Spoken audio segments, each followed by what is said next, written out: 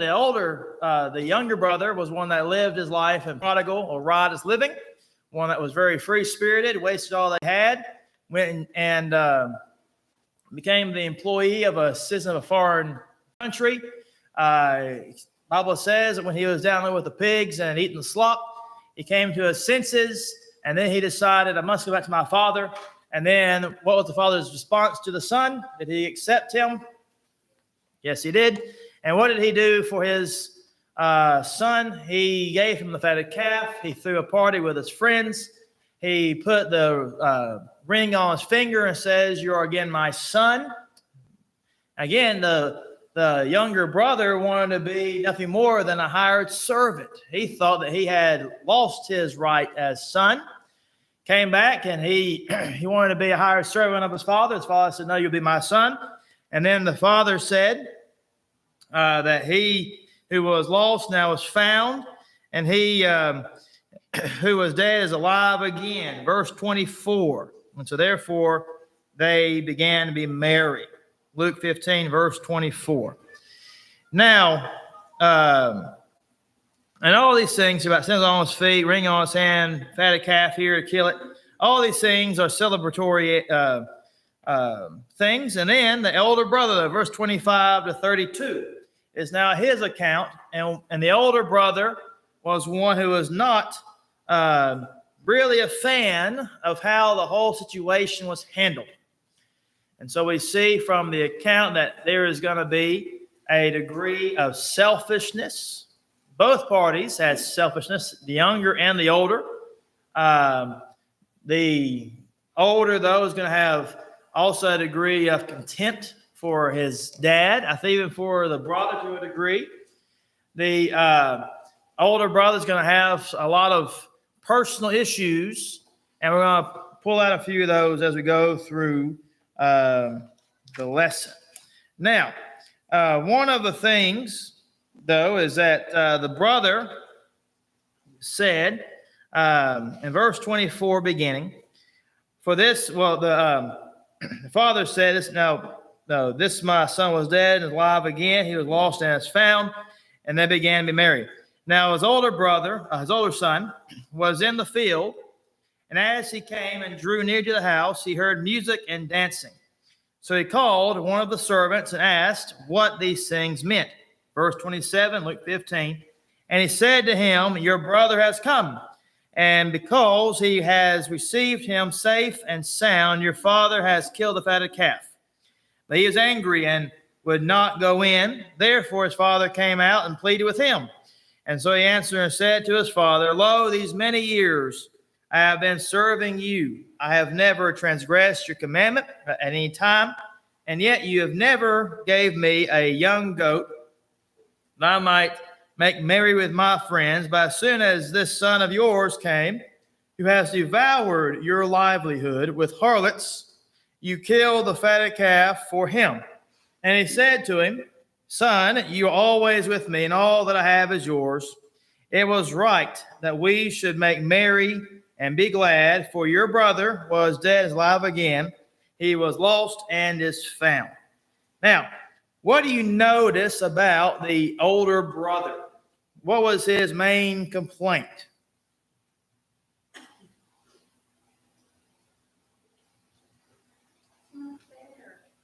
Not fair? Okay.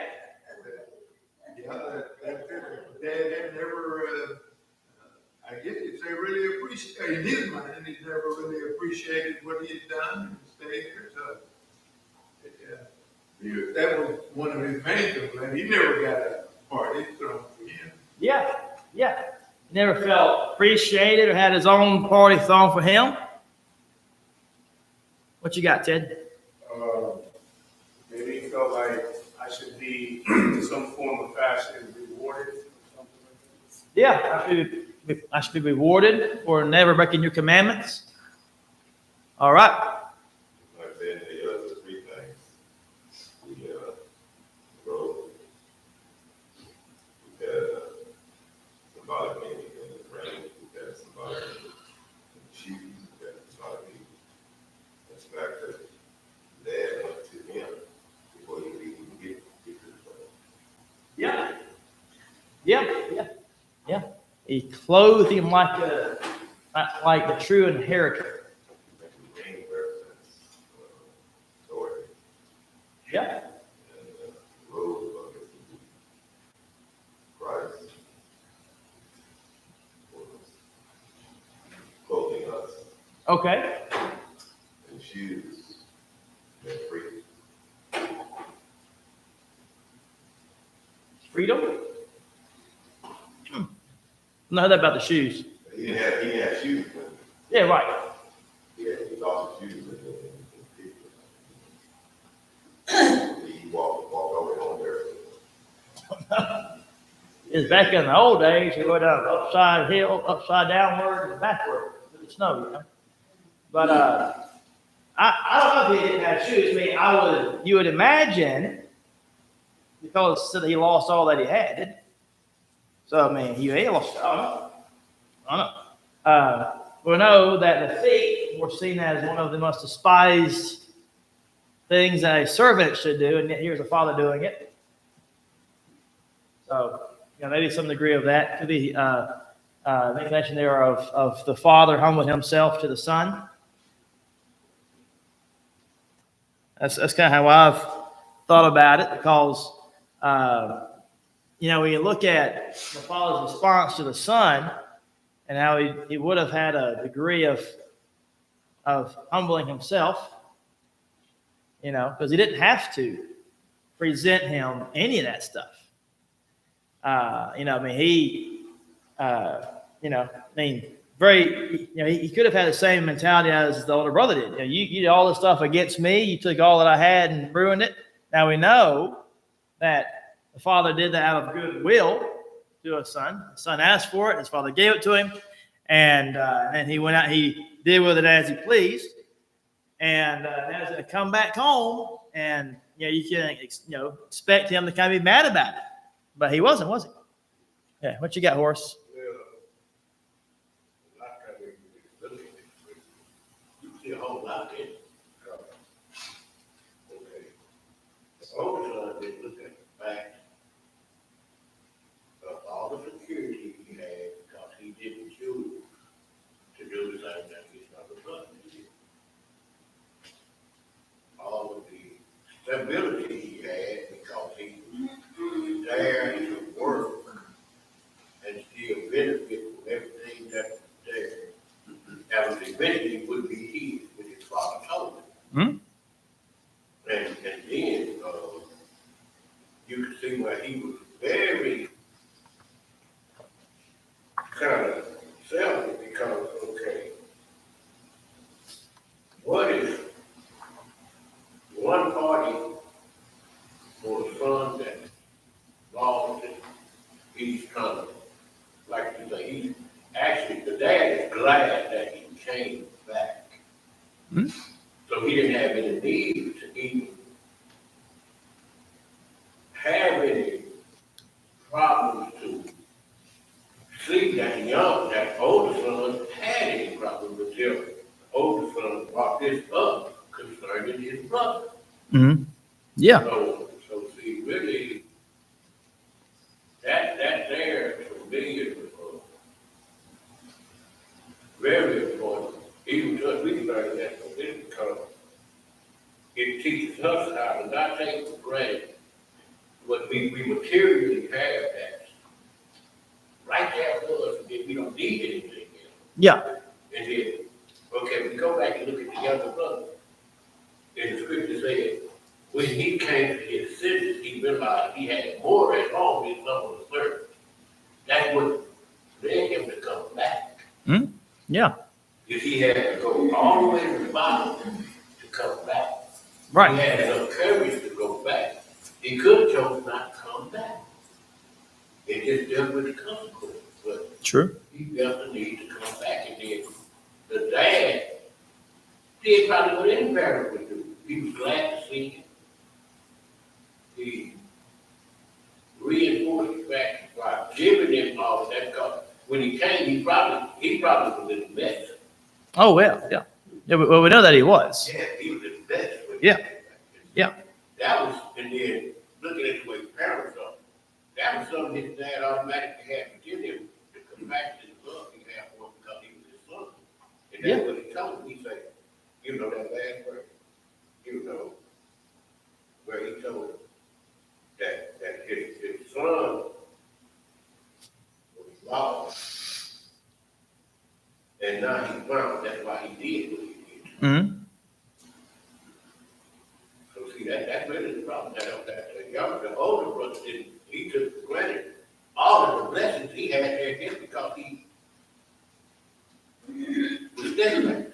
Yeah. What you got? Jonah, he said he had to go all the way down first before he. Yeah. Jonah, in his prayer, he said, I went down to the great deep before the Lord saved me. Yeah. They're in Jonah 2. Yeah. Great fish. Yeah. But he had to go down to the bottom before he said, Yeah, that's true. That's true. And the other one will be Elijah. 1 Kings 19 there. I would say, all the world is against me. You know, I'm in a cave all alone, all the world is against me. Which I've always found ironic because that's the same line that he used when he went against the 40, 50 prophets of Baal. He says, I am alone with my God, and I'm going to show you. That's 1 Kings 19. And then 17, 18, 19 there. And then it says, now I'm all alone. I'm in a cave. It's like the same line you use for confidence, the same line I use for being coward. So it is interesting. A few things I've pulled up that I think may be of interest. We know that the elder brother also was one that felt, and this has already been mentioned a few times, he's felt neglected. He felt he was neglected. Why didn't my father do this on my behalf? The elder brother was one who lived beneath his privileges. Okay. He lived beneath what he could have had. He had the opportunity to enjoy it being just him and his father. But we would see that also he didn't even enjoy that. We understand that he, because of even how the father responded to the son, it will lead us to believe that he barely knew his own father. If he had known how his father would behave, he would have followed suit. And so he barely knew his own dad. He made the same mistake as very common today about, sometimes we as Christians barely know God. And yet when God accepts and forgives, how sometimes it makes it harder for us to do the same towards somebody else. That God will forgive and God will accept. A few verses along these lines. John 14:23. If a man love me, he will keep my word. My Father will love him, and we will come unto him, and he will make our abode with him. For we are called the children of God. 1 John 3:1. 2 Corinthians 6:17-18 says that Paul tells the Corinthians and us to come out from among them and be ye separate, says the Lord. Do not touch what is unclean, and I will receive you, and I'll be a father to you, and you'll be my sons and daughters, says the Lord Almighty. These privileges that he also living beneath he was missing out on having his own request answered. And that's what the Father says. You could have had this if you only asked for it. And so, instead, what did he receive? It seemed from the text he received nothing. What you got? Yeah, it seems that this family took a lot for granted. They took each other for granted. Because sometimes we do that with God. I know he's going to be there for me, so I'll just, I'll take my time. But the father took for granted. Look at all the things that happened. He was in the field. He called the servants in. He killed calf. They prepared it. And they never went and told the older son, your brother's home. Seemed like his dad would have said, go tell your brother and come in. And he could have been a part of all that. Yeah. So the father took the son for granted, and the son took for granted that I have access to all this, so why should I do anything? Mhm. So there's a lot of people just taking each other for granted, and we have to be careful because we can do that with our own families. Sure. I know this person's gonna be there, so I want to do this, I want to do that, and hold off on doing good for someone, saying that they know I do this, they know how I feel, but we still have to show those things to others. Yeah, Because no one can read our minds. that's true. Yeah, that's a great point. That's very true. And, when you look at the overall picture of this, the elder brother represented what group? Pharisees, Jews. And the younger brother represented who? Gentiles, non-Jews. And also the father represents the father. And so obviously the Pharisees, in this case, for the Pharisees, from the context, Jews at large, they couldn't stand the idea on having to share salvation with a Gentile. That was beneath them. These dirty dogs getting to have the palaces I was promised to have. Okay. So Christ is going to tell this parable, along with the other two, about understanding. I think this was more to the point of the heart here. That instead of being ready to welcome them in, you're going to keep on rejecting and keep on just putting them out the pasture because you think you are better. And so the Jews would have an issue, and the elder brother has one. Because we know that he was in fellowship with the father, we know, for longer, because he's an elder brother. The Jews, same thing, but yet it was, if you look at the book of Romans, how it said, that the Jews had the covenant, and they also had the Bible, and the Gentiles had to do things, it says by nature. I think it's dealing with how they understood that God existed by nature, but they didn't have the covenant that the Jews got to enjoy. And so therefore the Gentiles were lost away from God. Now they could have chosen to come back to God, and it's always in God's plan to reconcile both groups together, Jew and Gentile. Romans 1, 2, and 3, according to Isaiah 62, 1 through 5 there. You look at Genesis 12, 1 through 3, where Abraham is told by God that I will make you a father of many nations. So that's dealing not just with one, dealing with everybody. So it's always been a part of the blessed promise of God to allow all people to be there. But the Jews are going to create a complex. They're going to say, I can't do this because this person, and in this case, this group, did the same thing. The Jews had a lot of animosity toward the Gentiles and even toward the half-Jew, the Samaritan. And so they had there's a constant thing. And in fact, when you look at Romans again, chapters 9, 10, and 11, it all deals with, I think, more of the idea of this grafting into the branch, and how these, how Christ is the vine and we are the branches, John 15, 1 through 8, and how they said, Paul says that the Jews are going to be grafted in again into God's family. And so they didn't like that, but they have to accept it. And so, there's a lot of animosity that builds up there. And so I think it's dealing with that as the broader picture. What you got?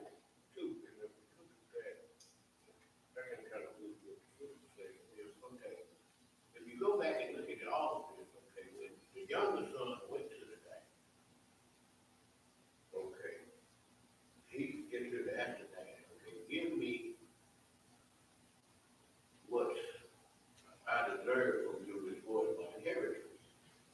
And his dad, but I gave it to him, and he gave him the free will to go and use it in any way he could, which that was his right. Yeah. But, okay, let me use this today. Where is he gonna go when he really needs help outside of his own family? Even if he gotta go back to him, you understand? And then he's not sure whether they gonna actually help him with that request. It's that his dad had enough love for him and care for him to be glad that he came back. His dad could have did something different, That's right. but he didn't. Yeah. He didn't. That's good example because he had a choice to tell him, no, you did this, so no, I can't bring you back in my house. Mhm. Right. And then something else would be like that. Yeah. Yeah. Yeah. So, Anything? and see that's a good example. That's what the scripture showed us on how God is too within that thing, because the dad was so glad, and then what did he say? The dad said, I did that just because I realized he's here and he's safe now. Right. He was just concerned with the fact that he was still all right. He wasn't, despite all he went through, he was still healthy, all right. Mhm. That's why he did. Yeah. Yeah. Yeah. And then the son tried to put it. He squandered all of your inheritance. That's right. Yeah. Yeah. Yeah. It is interesting that, and even look at the father, like Calico, you're picking up on. There are some interesting things there that I think are worth looking into a little more too. Yeah. Go ahead. I think that the true beauty of this prodigal son parable is in verse 20. And it's when it says, and he arose and came to his father, that when he was still a great way off, his father saw him and had compassion and ran and fell on him, on his neck and kissed him. I think there are two great examples of forgiveness, maybe the third one that would be up there, two in the Old Testament and one in the New Testament. In the Old Testament, the forgiveness that God extended to David in spite of his being an adulterer, a murderer, and taking another man's wife. The second one was Manasseh. Manasseh was probably the most evil king that ruled over Israel. But yet, in the end, he was forgiven by God. And then, so this forgiveness is important. The older brother was unforgiving, and it's a lesson to us. It does not matter, like Manasseh and what David did. What matters was they repented. What matters in this is that the prodigal, he repented. And the most important thing is this daddy was looking for his son every single day, as God looks for the ones we know that are now not in service, Sure. who were Christians. God looks every day. This dad looked every day for this boy, and he saw him coming, and he ran. And there's a book out there by Charles Hodge. It's called "Will God Run?" and it covers Luke 15. It's about this thick, and this is the greatest thing about God. Yeah. The greatest. For us, it's a high bar. And I'm going to say this, that unfortunately, even in the churches of Christ, if somebody goes out, and they live a riotous life, a drunkard, chase women, and so forth, if he comes back to the church, that is buried. God doesn't see that anymore when that man repents or woman, and we are to forget it like God forgets it. Right. But that is not always the case, and that we have a lot of older brothers. Sure. Yeah.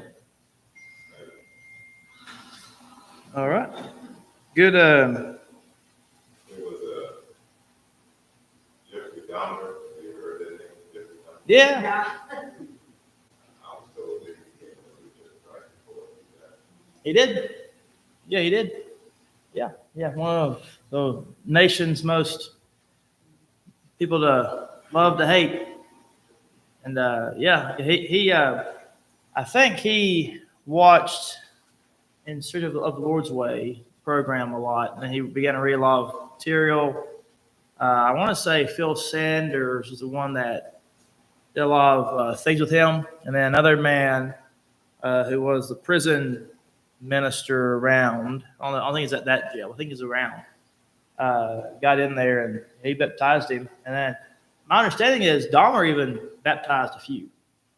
And my understanding is that even Jeffrey Dahmer was allowed to leave jail and go and do like sermons and stuff at the end of his time. Now, obviously, he died in prison, but they gave him a lot of extra leeway because they saw the massive change that he had because he put on Christ and was really actually converted, which was really exciting to look more into that. But Dahmer, yeah. There's been all kind of people that have, converted. To me, I think Dahmer was one that was a convicted felon, very much convicted. I think it's interesting that even with the Bible itself, we look at the very chief of sinners himself, Paul, who was a murderer himself, sanctioned by his religion to do it, it would seem, and allowed to do it, and yet, he wasn't given a free pass. He said, "You're going to stop everything right now, and you're going to, instead of persecuting, you're going to become the persecuted." And so I think even Paul was one that shows us the massive change. Yeah, what you got? One more thing. David, after all that he did, now, there are consequences that go on after. And one of the consequences is your older brother's not going to forgive you. Yeah. That's one of the consequences. The other are personal consequences that David had to deal with a lot of his sin. Sure. But if they had an epitaph on his tombstone, it would be, "Here lies a man after God's own heart." True. Because that's what God called him. Yeah. Man after my own heart. Yeah. Yeah. Yeah. That's a good point. All right. I'm going to mention a few more things about the brother really quick. The elder brother is one that viewed himself. So I think this is kind of like an interesting change of position, because we know that the younger brother was a son who left and became a hired servant. And this man, the elder brother, felt himself as more of a slave than a son. And so while he was there, it would seem to be that he felt like he was the hired help and not a son. And so you see a kind of change of position and mentalities, which was very common inside of Luke's parables. He would do that. And so I think it's interesting there that this man saw himself as less than a son. And now here's the one who was living as hired help being brought in, again, as a son. So there's an issue with that. The sad thing is that the older brother could have been happy with his father and enjoyed fellowship with him. Because he did the opposite, he was not happy, but in fact, it seemed to be that he was miserable. His experience, therefore, brought him emptiness, no joy, nothing to bring him delight. It appeared to him that his service was more of a slave than a son. And the sad thing about the whole thing from verse 31 is that it didn't need to be that way. The father said, if only you had asked, you would have had the same reception as the one that was lost has had. The older brother also, it would seem to be, was not interested in helping others. He as was already mentioned before, he heard, and instead of going himself, he stayed in the field and wanted someone to come out and then see him. If he was interested, he would have gone himself. And so this is the idea that perhaps he was not interested in showing sympathy and to care for somebody else's needs or be interested in somebody else. He wanted to stay in his zone. He wanted to stay to himself, and you come and tell me what's going on, and I'll decide what I want to do about it. And so he was one that was not interested in helping out others. He also is one who's even though he was son of his father, his attitude, character, and deeds show that he was not behaving as his father would behave himself. And so, going into what's been mentioned already, when we consider the father's willingness to forgive, his gentle behavior toward his wayward son, and kind rebuke of the older brother, you contrast that with the ugly attitude and the way that he treated the prodigal. And there was nothing to suggest that there was any kind of similarity. Never was a boy more unlike his father than the older brother, unlike his daddy here. Another thing here is that the older brother lived beneath that of failing to be a blessing to all involved. And so he was interested, instead of going and being a part of the celebration of someone who was lost and now found, he was more than happy to not be a part of that blessing. He was going to stay in the field. He heard the music and he saw things perhaps, but yet we know that he chose rather to point out the mistakes of that person. Mentioned that already. He also, it was seen to be that there was a happiness. He was failing to become like his father, and he had nothing good to offer to anyone. And so it makes you wonder if the other brother had gone and told the prodigal how miserable he's made him now, would that make the prodigal leave again? Well, it might have. But we know they took it out with the dad instead with the younger brother. And so this shows us that the older son has nothing to offer that was good. He could have had the blessing. It could have been a blessing to this situation, but he was living beneath his privileges. And so he was one that was more than happy to, again, point blame, point out fault, call it out, say this is unjust, unfair, mention unfair. This is not right. What are we doing? Why are you behaving this way? Why didn't you throw a party for both of us? And then the father's response is that in verse 31, son, you're always with me, and all that I have is whose? Yours. You've already got it. What's your problem? Well, we know the problem that he was dealing with was his attitude. And, how many times, and I know we've already mentioned this a little bit, I'll mention it again, has somebody's attitude really kept you, if it was you, or you know someone who had an attitude problem, to really not see the bigger picture. and really see how you could be a blessing to others, how things could have been better. Maybe we could have trusted in God some more than what we did. It's easy for us to, I think this old phrase, I've heard it from Zig Ziglar. I don't know if it's from him though. But anyway, the phrase goes like this: that your attitude determines your altitude.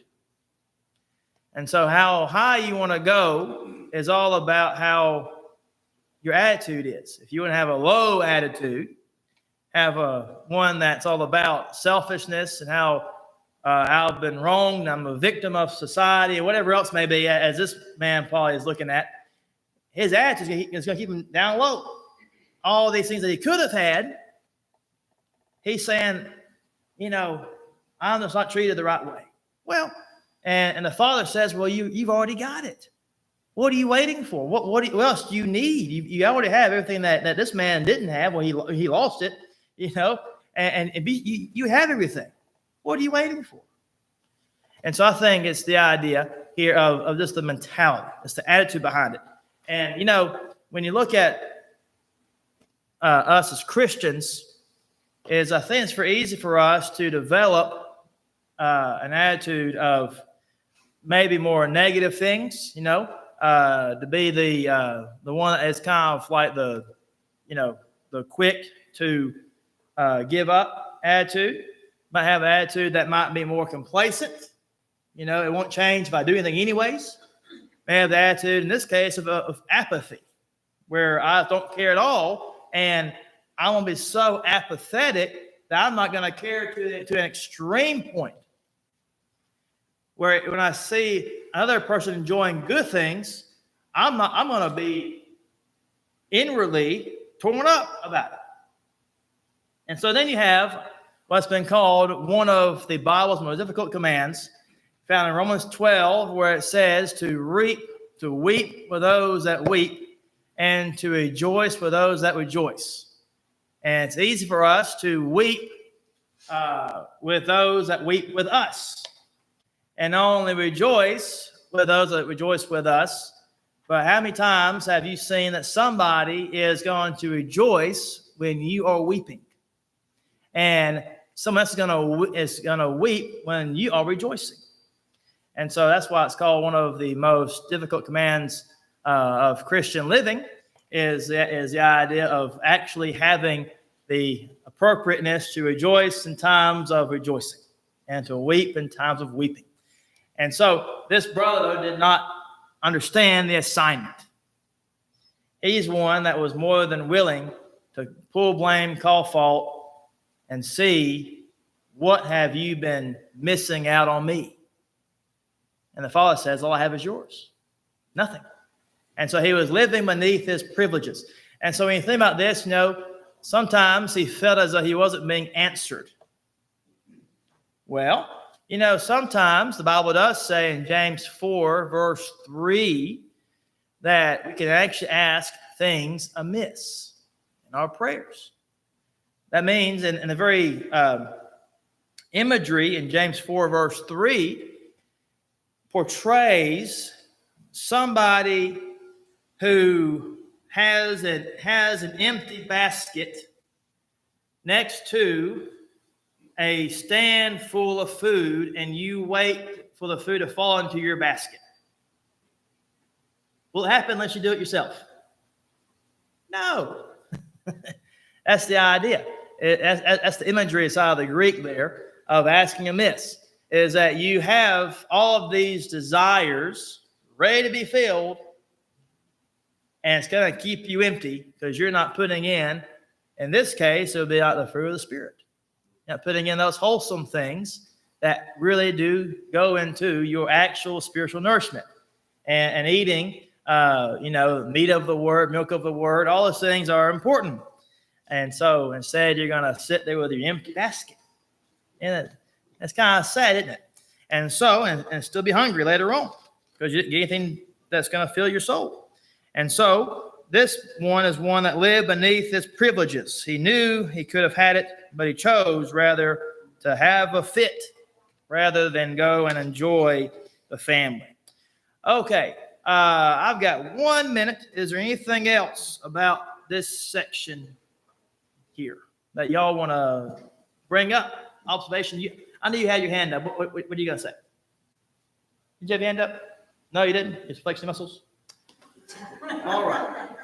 The word servant, the youngest son used a different word than what the eldest used. So the eldest said doulos, I think, was the same thing. Paul used a lot. Yeah. But the servant, type of servant that the son said, that word don't look twice. I don't know the difference between. Well, that's a great. I didn't look at that one. If I had time, I would. I have a computer. I can do it right here on the spot. That's very interesting. I didn't. That's very interesting. All right.